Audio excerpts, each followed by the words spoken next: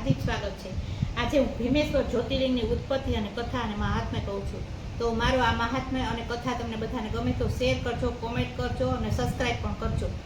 તો ઓમ નમો નારાયણ। સુત કહે, હવે ભીમેશ્વર જ્યોતિર્લિંગનું મહાત્મ્ય હું કહું છું, જે સાંભળવાથી સર્વ પ્રકારનું સુખ મળે છે। ભોળાનાથ પર લોક કલ્યાણ હેતુ સાક્ષાત રીતે તે કામરૂ દેશમાં પ્રગટ્યા છે। હવે તેના વિશે હું વિસ્તારથી કહું છું। અગાઉ ભીમ નામે પરાક્રમી દૈત્ય થયો હતો, તે સૌને દુઃખ દેતો હતો। તે દૈત્ય કુંભકર્ણ માંથી કકટી નામની રાક્ષસીમાંથી ઉત્પન્ન થયો હતો।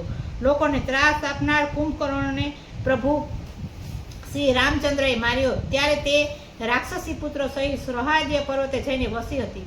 તે ભીમ રાક્ષસ જ્યારે નાનો બાળક હતો ત્યારે ભયંકર તેમજ ખૂબ જ પરાક્રમી હતો, લોકોને દુઃખ આપતો હતો। એકવાર માતાને કહે, હે માતા, મારા પિતા કોણ છે? તું અહીં આવીને એકલી કેમ રહે છે? તે તું મને વિસ્તારથી કહે। સુત કહે, દીકરા, એ આવો પ્રશ્ન કર્યો એટલે તે દુષ્ટ રાક્ષસી પુત્રને કહે કે તું શાંતિથી સાંભળો, હું તને કહું છું। તારા બાપુજી કુંભકર્ણ નામે હતા। તે રાવણનો નાનો ભાઈ હતો। તે બળવાન હતો। તેને રાવણ સાથે શ્રી રામે માર્યો હતો। તે કુંભકર્ણ રાક્ષસ પહેલા કોઈ કાળે આવ્યો હતો, તેની સાથે મેં સંસાર માંડ્યો હતો। તે પછી મને છોડીને કુંભકર્ણ લંકામાં જતો રહ્યો હતો। મેં લંકા જોઈ ન હોવાથી હું અહીં રહી છું। મારા પિતાનું નામ કુકટ હતું, માતાનું નામ પુષ્કશી હતું। મારા પતિ વિરાધને પણ શ્રીરામે મારી નાખેલો છે। તે પછી હું માતા પિતા સાથે અહીં રહેવા લાગી છું। એ માતા પિતાને ઋષિએ ભસ્મ કરી નાખ્યા હતા।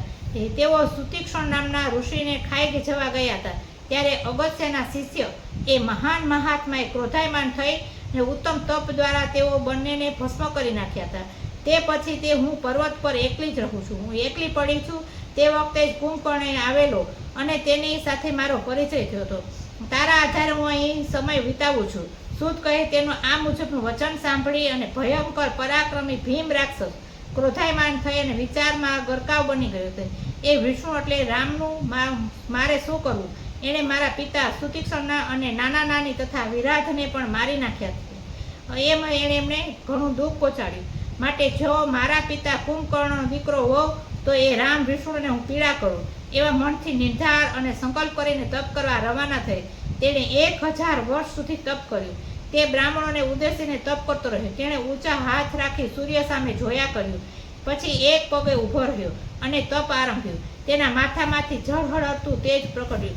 આથી દેવો દાઝવા લાગ્યા। તેઓ બ્રહ્માને શરણે ગયા। તેમણે વેળે બ્રહ્માની સ્તુતિ કરી। બ્રહ્માએ પોતાની સંતાપ કથા કહી, હે બ્રહ્મા, રાક્ષસનું તેજ લોકો પીંડી રહ્યું છે। તમે તે દુષ્ટને ઈચ્છિત વરદાન આપો, એમ નહીં થાય તો એ સૌ બળીને ખાક બની જઈશું।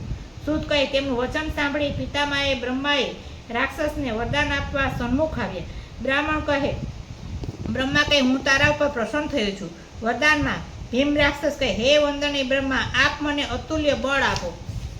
સુત કહે, આમ કહીને રાક્ષસે બ્રહ્માને વંદન કર્યા। પછી બ્રહ્માએ પોતાના નિવાસે ગયા। પેલો ભીમ તે વખતે બ્રહ્માના અપાર બળ સાથે ઘેર આવ્યો। તેણે માતાને વંદન કર્યા। ભીમ કહે, હે માતા, હવે તું મારું બળ જોજે। હું પ્રલય કરીશ। ઇન્દ્ર વગેરે તથા દેવો તેઓની મદદ કરનારનો વિષ્ણુનો પણ હું નાશ કરીશ। સુત કહે, આમ કહીને પહેલા તો ભીમે ઇન્દ્ર સહિત દેવોને જીતી લીધા। તેમણે તેમના સ્થાનેથી હાકી મૂક્યા। દેવોએ પ્રાર્થનાથી પ્રસન્ન કરેલા વિષ્ણુને પણ તેને યુદ્ધમાં જીતી લીધા। તેણે પૃથ્વીને જીતવા કદમ ભર્યા। તેમણે કામરૂ દેશના રાજાને જીતવા પગ ઉપાડ્યા। તેની સાથે તેનું ભીષણ યુદ્ધ થયું। એ રાજા ભોળાનાથનો ભક્ત હતો। આમ છતાં બ્રહ્માના વરદાનના પ્રભાવથી ભીમાસુરે તેને જીતી લઈને કામરૂ દેશના રાજાને બાંધીને માર્યો। તેનો સર્વસ્વ તેણે લઈ લીધું। રાજાને બાંધવામાં આવ્યો અને ભોળાનાથને ભક્ત એવા રાજા ભોળાનાથની પાર્થિવ મૂર્તિ બનાવી પછી તેમણે કેદખાનામાં એકાંતમાં શંભુનું પૂજન કર્યું। માનસિક રીતે ગંગા સ્નાન કરાવ્યું। તેણે પ્રણવ ઓમકાર સહિત પંચાક્ષરમાં વિદ્યા એટલે ઓમ નમઃ શિવાયનો મનથી જપ ચાલુ કર્યું।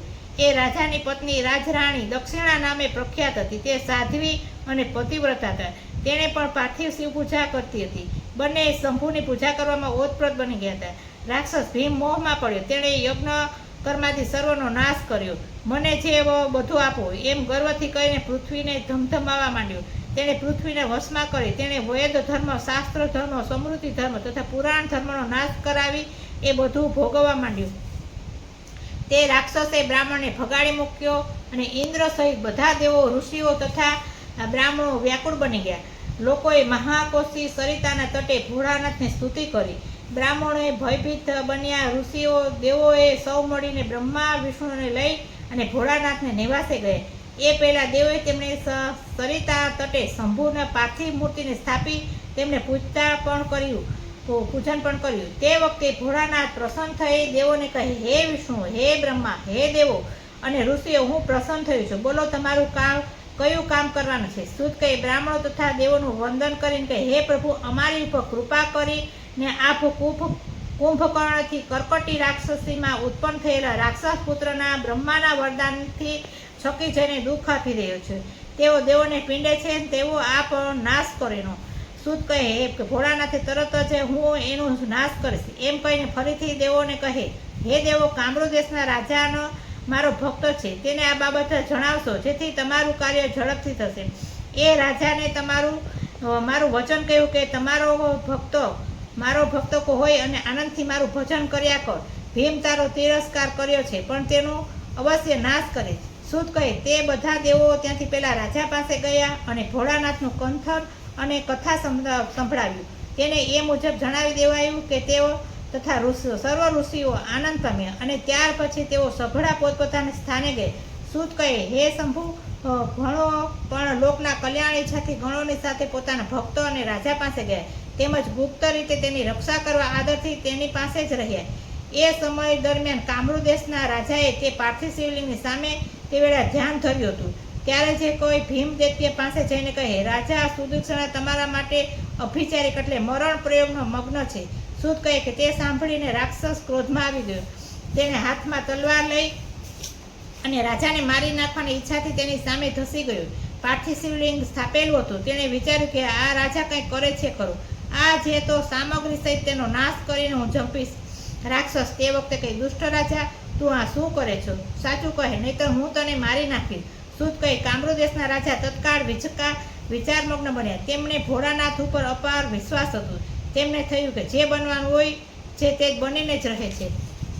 રાજા કહે, હું શંકર ભગવાનને ભજું છું. શંભુ તો સથાવર જંગમ સર્વના ઈશ્વર છે તથા નિર્વિકાર છે. સૂત કહે, કામરૂ દેશના રાજાનું તેનું વચન સાંભળી ભીમ રાક્ષસનું શરીર ક્રોધથી કંપી ઉઠ્યું. ભીમ કહે, તારા શરીરને હું ભીશ. તને મારનારને વળી કોણ? હું તને જોઈ લઈશ. આવવા દે એને મેદાનમાં. તને મારા કાકા રાવણે નોકરની જેમ રાખ્યો હતો. તું શિવનો આધારે મને જીતવા ઈચ્છતો હોય તો આ બધું વ્યર્થ છે. રાજા કહે, હું પામર અને દુષ્ટ હોઉં તો પણ ભોળા શંભુને નહીં છોડું. ભીમ કહે, શંકર તો હંમેશા ને માટે મદોમત હોય છે. ગાંડા જેવો આમ તેમ રઝળે છે. તે પોતાનું કર્તવ્ય શું સમજવાનો હતો? આવવા દે, હું તારા સ્વામીની સાથે યુદ્ધ કરીશ.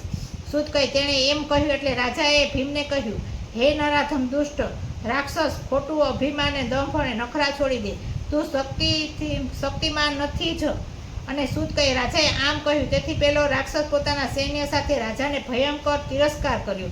તેણે પોતાની તલવારથી પાર્થિવ શિવલિંગ ઉપર ઉગામી, પણ તે તલવાર શિવલિંગને સ્પર્શ કરે તે પહેલાં એમાંથી શંભુ પ્રગટ થયા. તેવું કહે, હે દુષ્ટ ભીમ, હું ભક્તની મદદ માટે પ્રગટ થયો છું. આમ કહી શિવજીએ પિનાક પાણીએ રાક્ષસની તલવારના 2 ટુકડા કરી નાખ્યા.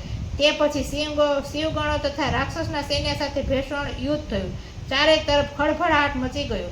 દેવો પણ ચિંતામાં પડી ગયા. તેમને થયું કે આપણે નાહકને ભોળાનાથને પ્રાર્થના કરી તેઓ ભીમને મારી શકશે તેમ લાગતું નથી. આ વખતે નારદજી આવ્યા. નારદજી કહે, હે પ્રભુ ભોળાનાથ, આ તણખલા ઉપર કોહાના ઘા કેમ કરો છો? તેનો જલ્દી નાશ કરો, એ ઠીક ગણાશે. તે વખતે ભોળા શંભુએ મોટો હાકોટો નાખ્યો અને હાકોટા રૂપી આગથી રાક્ષસોના ટોળાના સમૂહ ભસ્મ કરી નાખ્યો. એ ટોળા ભેગો ભીમ પણ નાશ પામ્યો. શિવજીના હાકોટા પછી રાક્ષસ બળીને ભસ્મ બન્યો. તેની જવાળાઓથી વનો અને ઓજસ્વી બન્યા. અનેક ઔષધિ અને કાર્ય કરનારી બની. દેવો ઋષિ સંતોષ પામ્યા. મનુષ્યમાં પરિવર્તન આવે. દેવો તથા મુનિઓ પ્રાર્થનાથી ભોળાનાથ તે પછી ત્યાં સ્થિતિ કરીને આમ તેઓ ભીમશંકરના નામે ત્યાં રહ્યા. આ રીતે ભીમેશ્વર જ્યોતિર્લિંગનું પૂજવા યોગ્ય છે. તે દરેક પ્રકારે સુખદાયી અને શાંતિ આપનાર છે. ઓમ નમો નારાયણ.